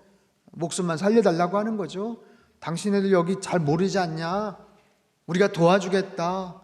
목숨만 건져달라. 우리가 일 시키면 열심히 우리가 일하고 아무튼 그렇게 해줄게. 여러분, 이스라엘 백성들은 농업 어떤 그런 시스템에 익숙하지 않은 사람들이에요. 그렇죠? 목축업을 했던 사람들. 아브라함도 그렇고 이삭, 야곱, 요셉, 그 이후에 자손들. 물론 이집트에서 살았지만 또 그 지역에서 뭐 노예 생활하면서 이렇게 또 지내고 그랬지만 광야 생활하고 계속 왔다 갔다 하고 거기서 언제 농사를 짓고 뭐 그랬겠어요. 근데 가나안 땅에 딱 들어가서 거기에서 이제 농사를 짓고 살아가야 되는데 잘 모르는 거예요. 그러니까 목숨만 건져달라고 했던 그 주변에 있는 그 사람들하고 계속해서 타협을 하고 그들과 같이 지내게 되는 거죠. 처음에는 일만 시키자. 불쌍하지 않냐? 하나님께서 그렇게 명하셨으니까 이들하고 상종하지 말자. 이들한테 영향받으면 안 돼. 그러는데 나중에 가까워지고 친해지고 어떻게 하다 보니까 어이구 나중에 사돈지간까지 막 되고 막 그러는 거예요. 근데 그 얘기가 2장 사사기서 한번 보세요. 사사기서 1장이네요. 1장 후반부. 1장 후반부에 보면 27절 므낫세가 벳산과 그에 딸린 마을들의 주민과 쭉 나오죠. 27절 후반부에 그에 딸린 마을들의 주민들을 쫓아내지 못함에 가나안 족속이 결심하고 그 땅에 거주하였더니 뭐 쫓아내지 못하는 거예요. 이스라엘이 강성한 후에 가나안 족속에게 노역을 시켰고 다 쫓아내지 아니하였다. 쫓아내지 못하기도 하지만 쫓아내지 않았어요. 에브라임이 게셀에 거주하는 가나안 족속을 쫓아내지 못함에 가나안 족속이 게셀에서 그들 중에 거주하였더라. 스불론은 기드론 주민과 나홀로 주민을 쫓아내지 못하였으므로 가나안 족속이 그들 중에 거주하면서 노역을 하였더라. 아셀이 악고 주민과 시돈 주민과 알랍과 악십과 헬바와 아빗과 루읍 주민을 쫓아내지 못하고 아셀 족속이 그 땅의 주민 가나안 족속 가운데 거주하였으니 이는 그들을 쫓아내지 못함이었더라. 납달리는 벳세메스 주민과 베다란 주민을 쫓아내지 못하고 그 땅의 주민 가나안 족속 가운데 거주하였으니 아모리 족속이 단 자손을 산지로 몰아넣고 골짜기 내려오기를 용납하지 아니했으며 결심하고 헤르산과 어쩌고 저쩌고 쭉 나오고 마침내 노역을 하였으며 쫓아내지 못하고 뭐 그런 거예요. 그렇게 해서 각 지파별로 흩어졌는데 각 지파별로 쫓아내지 못했다라는 것을 다 묶어가지고 지금 얘기하잖아요. 여러분 사사기서를 기록한 목적이 뭔지 아시겠죠? 그러면서 이제 문제가 생기는 거죠. 그러면서 문제가 생기는 거예요. 그럼 사사기서는 전체 12명의 사사가 나옵니다. 그 12명의 사사가 나와요. 여러분 그 표를 한번 보세요. 표를 보시면 온니엘 3장 먼저 동그라미 쳐보세요. 온니엘, 에훗, 드보라, 기드온, 입다, 삼손 6명 대사사라고 합니다. 뭐 분량도 좀 있고 스토리가 좀 있어요. 다른 6명 삼갈 3장에 삼갈 10장에 돌라, 야일 12장에 입산, 엘론, 압돈도 6명. 이 사람들은 소사사. 이 사람들은 특별한 스토리가 별로 없어요. 12명의 사사. 마치 12지파처럼 12명의 사사. 쫓아내지를 못했는데 나중에 시간이 지나다 보니까 그들하고 같이 결탁을 하고 그들하고 사돈지간이 되고 그들이 섬겼던 우상 앞에 절을 하고 같이 그냥 동화되어서 살아가는 거예요. 토착화되어 가지고 그냥 살아가 버리는 거예요. 그러면서 하나님을 망각하고 하나님을 잊어버리고 죄를 짓고 그러는 과정 가운데 주변에 있는 다른 민족에게 공격을 당하고 압제를 당하니까 그제서야 잘못했다라고 옛날 기억 떠올려서 하나님 앞에 간구할 때 하나님께서 그때그때마다 각 지파별로 특별한 리더들을 이렇게 세워주셨던 거죠. 이스라엘 전체 12지파를 총괄하는 그런 리더가 아니라 각 지파별로 그 사건과 그 사연대로 하나님께서 일시적으로 세워놨던 그런 리더들, 그런 사람들을 사사라고 합니다. 사사들. 그래서 그들을 통해서 문제가 해결이 돼요. 다른 나라 사람들, 다른 족속들 쫓아냅니다. 그럼 일시적으로 평화가 와요. 평화가 오면 또 느슨해지고 하나님 망각하고 하나님이 싫어하시는 죄를 짓고 또 그렇게 해서 또 살아가요. 악순환이 계속해서 반복되는 거예요. 죄를 짓고 그래서 압제당하고 하나님 앞에 잘못했다고 간구하고 그럼 하나님이 누구 세워서 이기게 하시면 평화가 오고 또 시간 지나면 또 까먹고 망각하고 또 죄 짓고 그게 계속해서 순서가 돌아가는 거예요. 사이클대로. 온니엘, 에훗, 드보라, 기드온, 입다, 삼손. 우리가 잘 아는 사사들 삼손 이야기, 기드온 이야기, 굉장히 흥미로운 이야기들도 많고 말도 안 되는 얘기들이 많죠. 근데 어쨌든 16장까지 1장부터 16장까지 나름대로 사사를 통해서 하나님이 세워주신 사사를 통해서 뭔가 문제가 해결이 되지만 그럼에도 불구하고 그들이 대안이 되지를 못해요. 왜냐하면 그 중심에 하나님을 잃어버렸어요. 완전히 망각해버렸어요. 사사기서의 가장 중요한 내용은 사실 17장 이하에 나옵니다. 17장 이하. 쭉 한번 넘어가 볼까요? 사사기서 17장. 사사기서의 핵심적인 구절이 뭐냐면 17장 6절. 17장 6절 한번 보세요. 찾으셨나요? 찾으셨어요? 같이 읽죠. 시작. 그때는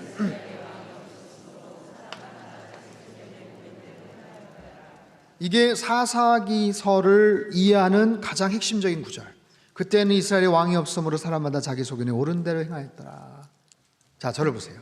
모세가 죽고 가나안 땅에 들어가서 여호수아의 지도하에 땅을 정복하고 땅을 분배하고 여호수아가 110세에 죽으면서 간곡하게 유언을 남기지만 그 당대에는 하나님에 대해서 이해를 했지만 시간이 지나면서 망각하죠. 땅을 분배를 했지만 분배하고 개척해서 경작해서 거기서 살아야 되는데 거기 있는 현지인들 도망가지 못하고 남아있는 사람들과 타협하고 결탁하고 결국에는 그들하고 같이 지내게 되죠. 우상숭배하게 되죠. 하나님을 망각하게 되죠. 그러면서 죄를 짓고 그런 사이클들 속에서 하나님이 그때그때마다 사사를 세워주시지만 이 사사들이 의로운 사람들이 아니에요. 여러분 삼손이 의롭습니까? 그렇지 않죠. 삼손의 이야기는 굉장히 흥미롭지만 삼손은 단 한 번도 하나님의 거룩한 영광을 위해서 싸웠던 적이 없어요. 마지막 순간 너무나도 억울하고 분해서 하나님 앞에 그렇게 서원을 하고 그렇게 해가지고 마지막에 한 3,000명 블레셋 사람들 죽이면서 자기도 죽지만 삼손은 나실이니 하나님 앞에 정말 구별되어 그 부모로부터 그렇게 구별된 서원을 받았던 그런 자녀지만 그래서 특별한 능력이 있었지만 삼손은 자기의 그 특별한 재능과 능력과 힘을 자기 욕정대로 계속해서 썼던 거예요. 기드온은 어떨까요? 기드온도 굉장히 맹활약을 했지만요, 기드온도 그 말년에 아주 우스꽝스러운 이상한 그런 행동들을 하고 엉망진창으로 살아버려요. 그런 거예요. 그 사사들 자체도 하나님의 뜻을 하나님의 어떤 그런 것을 이렇게 일시적으로는 했지만 사사들도 사실은 말씀 교육도 제대로 안 돼 있고 하나님에 대한 그런 부분이 없어요. 그래서 사사기서에는 하나님이 없는 거예요. 하나님. 그들의 중심에 하나님이 없어요. 그때 이스라엘의 왕이 없었다?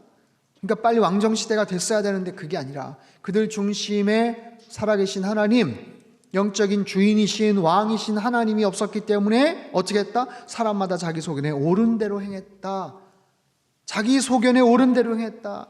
왕이 없었을 그 시대에 하나님을 망각하고 하나님을 잊어버렸던 그 시대에 그들이 정말 악에 북받쳐서 엉망진창으로 살았더라가 아니라 나름대로 옳게 행동했다라는 거예요. 자기 소견에 이게 옳지, 이게 민주적이지, 이게 합리적이지, 야 이렇게 하는 게 그래도 쿨하지, 야 요즘 세태가 그렇지 라고 행동을 했던 그 모습들이 어떤 결과가 있었는지를 우리에게 지금 가르쳐 주시는 거예요.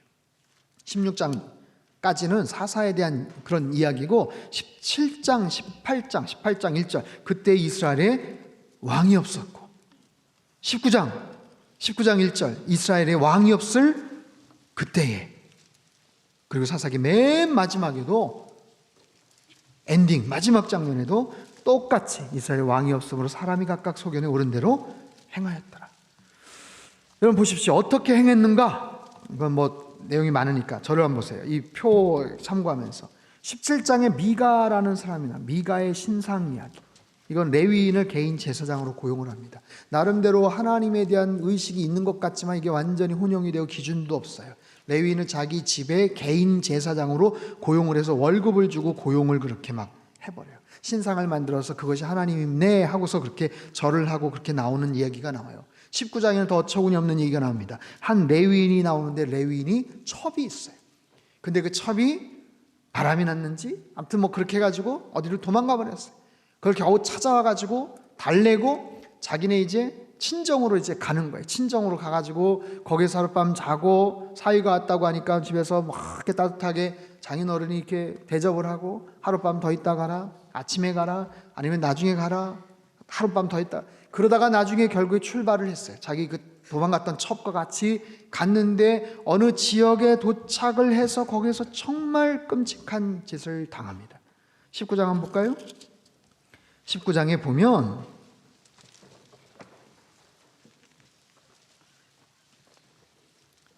어느 지역에 가서 유숙을 하는데 22절, 19장 22절 그들이 마음을 즐겁게 할 때 그 성에 불량배들이 그 집을 에워싸고 문을 두들기며 집주인 노인에게 말하 이르되 네 집에 들어온 사람 손님 있지? 끌어내라.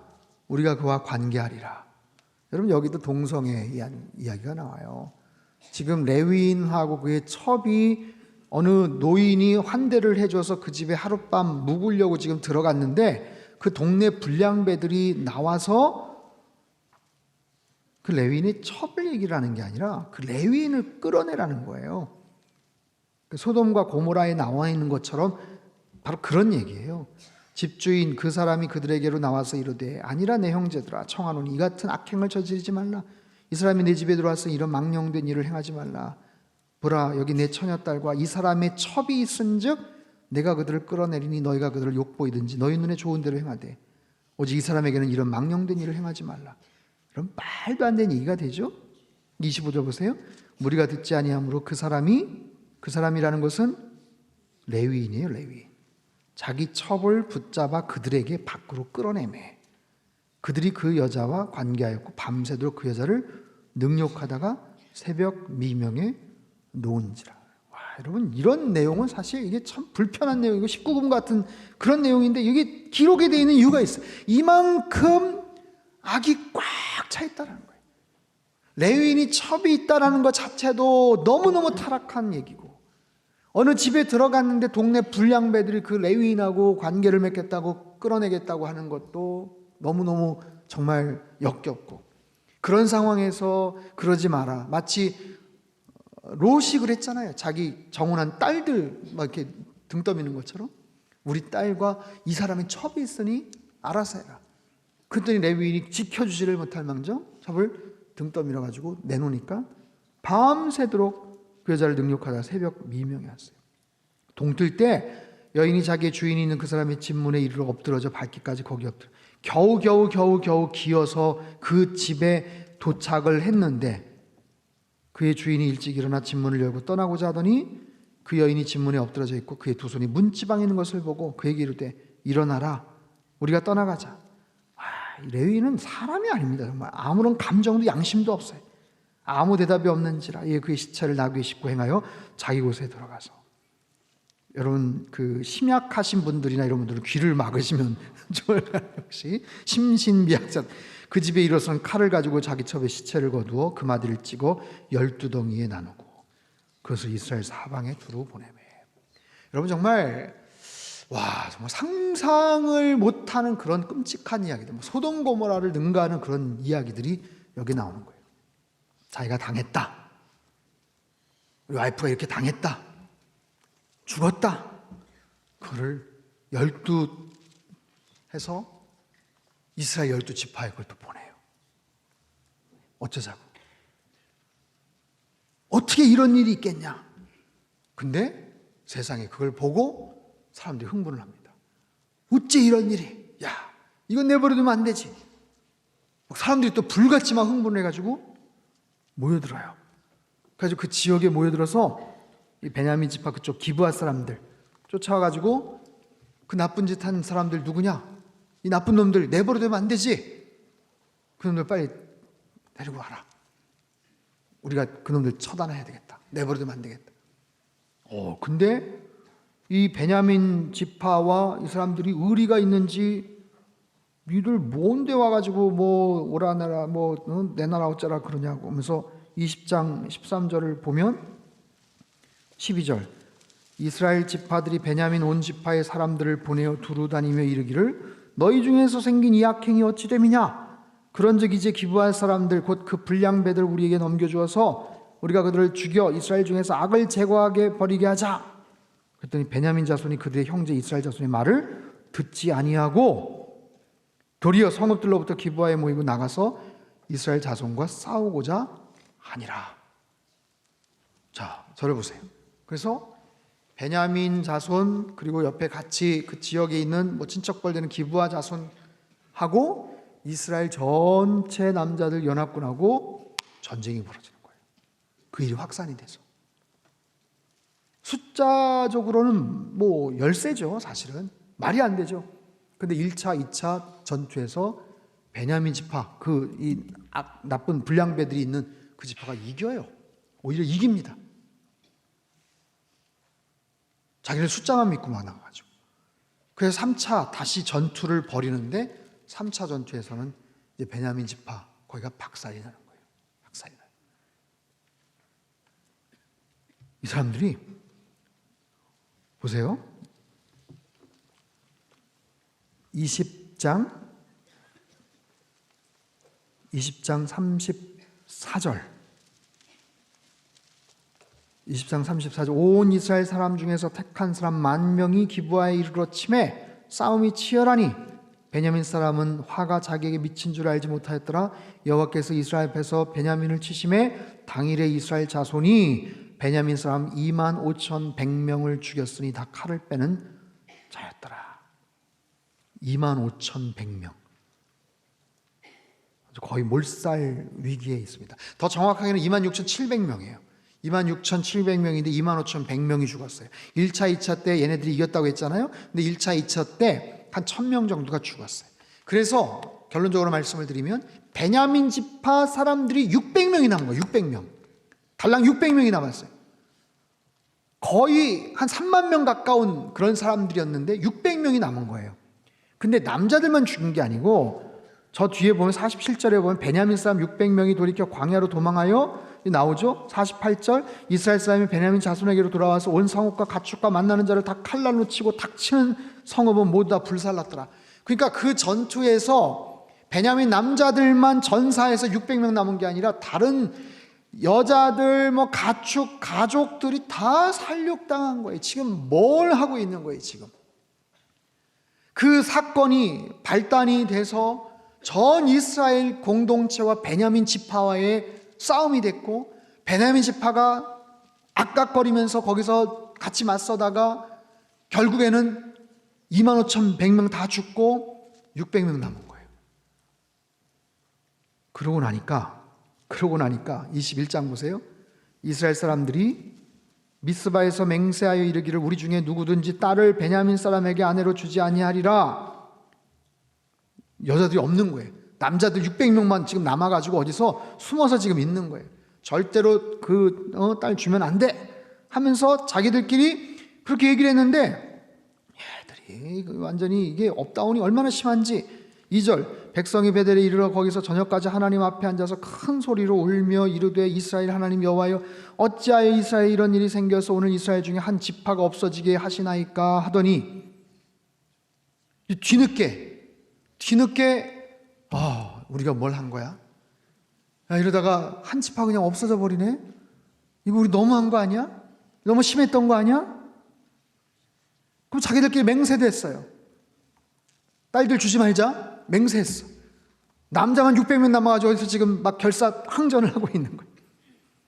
그러니까 4절 이튿날에 백성이 일찍 일어나 거기서 한 제단을 쌓고 번제와 화목제를 드렸더라. 이스라엘 자손이 이르되 이스라엘 온 지파 중에 총회와 함께 여호와 앞에 올라오지 아니한 자가 누구냐? 자기들끼리 모여서 회개를 했는지 뭐 했는지 번제 화목제를 드렸는데 그때 다 같이 모여가지고 했는데 5절에 맹세하기를 미스바에 와서 여호와 앞에 이르지 아니하는 자는 같이 모여서 우리 회의하고 예배드리지 않았던 자는 반드시 죽일 것이라. 그러니까 굉장히 극단적이에요. 막 극단적이고 막 갑자기 울지를 않나, 갑자기 뭘 맹세를 하질 않나. 그러더니 이스라엘 자손이 그들의 형제 베냐민을 위하여 뉘우쳐 이르되 오늘 이스라엘 중에 한 지파가 끊어졌도다. 야 이거 어떻게 할까? 남은 자들에게 우리가 어떻게 하면 아내를 얻게 하리요? 우리가 전에 여호와로 맹세하여 우리의 딸을 그들의 아내로 주지 아니하리라. 또 이 맹세는 또 지켜야 된다고 또 생각을 하는 거예요. 근데 우리 모여가지고 회의하고 예배 드리는데 어느 지파가 누가 안 왔다던데 야 왜 걔네들은 왜 안 왔어? 누구야? 걔네 안 온 애들 누구야? 그랬더니 야베스 길르앗 주민이 9절에 보니까 하나도 거기 없음을 보았습니다. 이 나쁜 놈들이 있나? 야 걔네들 가가지고 혼내주자 해서 또 우르르 가가지고 야베스 길르앗 주민과 부녀와 어린아이를 칼날로 치고 뭐 하는 거예요 지금? 그래서 11절 너희가 행한 일은 모든 남자 및 남자와 잔 여자를 진멸하여 바칠 것이라 하더니 그들이 야베스 길르앗 주민 중에서 젊은 처녀 400명을 얻었으니. 그러니까 보세요, 이게 복잡한데 자기네들이 혼내주겠다고 했던 야베스 길르앗 거기를 다 쳤는데 치고 나서 400명의 처녀가 남으니까 야야 잘됐다. 그 여기 600명 남은 애들하고 그냥 단체 미팅 시켜가지고 얘네하고 그냥 같이 결혼시키자. 그거 좋겠다. 그러면 한 지파가 사라지는 일도 없고 그러겠네. 그거 좋아 했는데 여긴 600이고 여긴 400이야. 남자는 600이고 여자는 또 400이야. 야 근데 200명이 부족한데 어떻게 하지? 여러분 같으면 어떻게 하시겠어요? 아무튼 별 희한한 얘기가 다 나오는 거예요. 그래가지고 14절 보세요. 그때 베냐민이 돌아온지라 이에 이스라엘 사람이 야베스 길르앗 여자들 중에서 살려둔 여자들을 그들에게 주었으나 아직도 부족함으로 백성들이 베냐민을 위하여 뉘우쳤으니 여호와께서 이스라엘 지파들 중에 한 지파가 빠지게 계속 뉘우치기는 계속 또 뉘우칩니다.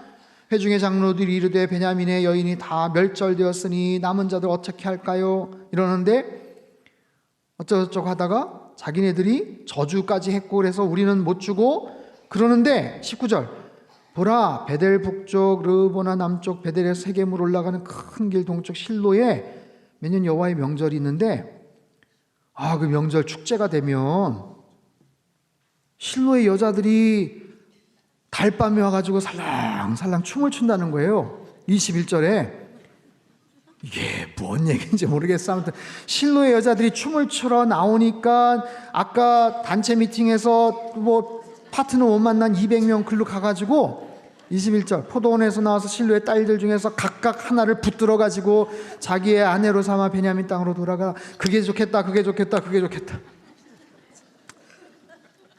23절 베냐민 자손이 그같이 행하여 춤추는 여자들 중에서 자기들의 숫자대로 붙들어 아내로 삼아 자기 기업에 돌아가서 성읍들을 건축하고 거기에 거주하였더라.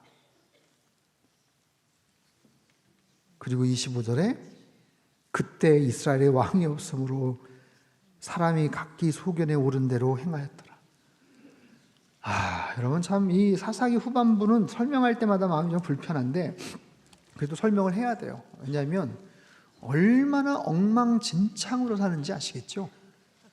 레위인이 첩을 둬서 했던 것도 말도 안 되고 그래서 뭐 불량배들이 와가지고 나쁜 짓 하려고 한 것도 그렇고, 거기서 또 와이프를 또 등 떠밀어 가지고 너 네가 좀 나가봐라, 어떻게 좀 막아봐라, 뭐 그래가지고 했던 것도 웃기고, 그래서 세상에 죽은 자기 아내를 칼로 막 해가지고 또 보낸 것도 그렇고, 그걸 보고 또 온 지파들이 흥분을 해가지고 모여보자 해가지고 그놈들 데리고 나와라. 왜 우리가 내보내냐? 너희들 왜 여기 왔냐? 우리 무시하는 거냐? 한번 해볼래? 한번 붙어보자.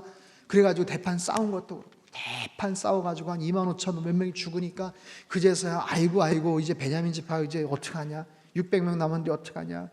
그 전에 또 우리 딸들은 주지 말기로 결심하자. 우리 맹세하자. 뭐가 뭔지 모르겠어요 정말. 야, 600명 그래도 대를 이어야 될 거 아니냐? 야, 우리 모여가지고 어떻게 대책 회의하자. 우리 뭐 어떻게 하자. 근데 왜 누구네는 안 왔대? 야, 잠깐만, 걔네 또 가가지고 걔네 또 한바탕 또 한번 뒤집어 엎고, 거기서 또 400명 처녀를 구해서 단체 미팅 또 시켜가지고 이렇게 했는데 200명 모자랐는데 어떡하지 우리? 야, 실로에 갔더니 발밤에 여자들이 와가지고 살랑살랑 춤춘대더라.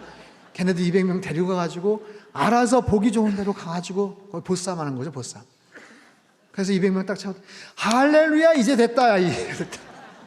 뭐 하는 거예요 지금 도대체? 여러분, 정말 회개망측한 얘기를 하는 거예요. 회개망측한 얘기를 여기 다 담궈놓고 있어요. 이유가 뭐예요? 왕이 없기 때문에. 기준이 없어요. 대단히 의롭죠? 자기들? 대단히 선한 것 같죠? 대단히 굉장히 거룩한 것 같죠? 하나님 앞에 막 예배 드린 것 같고, 맹세? 여러분, 그런 맹세 하나님 기뻐하세요? 그런 의로움? 웃기는 소리예요 사실은 다. 그럼에도 불구하고 엉망진창으로 살았던 이유가 뭐다? 중심에 하나님이 없기 때문에. 여러분, 하나님이 우리 인생의 왕이 되시는 줄 믿습니다. 우리가 아무리 똑똑하고 아무리 지혜롭고 아무리 합리적이고 아무리 나름대로 의롭고 선하다고 해도 사람은 절대로 의롭지 않아요. 절대로 선하지 않아요. 하나님만이 선하시고 하나님만이 의로우신 줄로 믿습니다. 그 하나님 안에서 말씀을 가지고 기준을 잡고 중심을 갖고, 하나님이 하라고 하신 것은 순종하고 하지 말라고 하신 것은 하지 않는 그런 모습으로 살아가는 인생만이 하나님께서 복 주시는 그런 축복의 삶이 될 줄로 믿습니다. 하나님, 성경의 맥잡기 세 번째 날, 복잡해 보이지만 중요한 이야기들 함께 나눴습니다. 사사시대 이스라엘 백성들, 왕이 없었기 때문에 각자의 소견에 오른 대로 행했다고 하였는데, 정말 너무나도 어처구니 없고 너무나도 엉망진창인 모습을 우리가 봤습니다. 우리도 별반 다를 게 없습니다. 의로운 척하고 선한 척하고 대단히 똑똑한 척하지만 우리 중심의 왕 되신 하나님이 없으면 우리도 얼마든지 이렇게 탈선하여 살아갈 수밖에 없는 존재들입니다. 주님, 우리 심령 가운데 왕으로 좌정하여 주시옵소서. 이 귀한 말씀을 우리 자녀 손들에게 잘 물려주게 하시고 그 말씀 따라 평생 살아가는 복된 믿음의 가정 되게 하여 주옵소서. 모세 마지막을 보면서 우리가 너무나도 부럽습니다. 하나님께서 시키신 것 다 완수하게 하시고 마지막까지 최선을 다해서 그렇게 하나님의 기쁨이 되고, 하나님께서 아름다운 엔딩으로 그의 삶을 매듭지어 주시는 그런 모습이 우리의 삶이 되게 도와주시옵소서. 성경의 맥잡기 하나님, 마지막 요한계시록 말씀까지 우리가 끝까지 집중하게 하시고, 올 한 해 더욱더 성령 충만하게 하시고 말씀 따라 순종하는 세상에 복이 되는 우리의 삶이 되게 하시고 가정 되게 축복하여 주옵소서. 이제는 우리 주 예수 그리스도의 크신 은혜와 하나님 아버지의 극진하신 사랑하심과 성령님의 교통하심의 역사가 오늘신 말씀 마음속에 새기고 왕 되신 하나님만을 온전하게 신뢰하며 말씀 따라 순종하며 살아가기를 소망하는 이 자리에 모인 모든 사랑하는 주의 백성들, 그들의 가정과 일터와 건강과 자녀들의 앞길 위에와 우리 상당교회와 이 나라 민족 흩어진 모든 열방 위에 이제로부터 영원토록 함께 하시기를 간절히 축원하옵나이다. 아멘.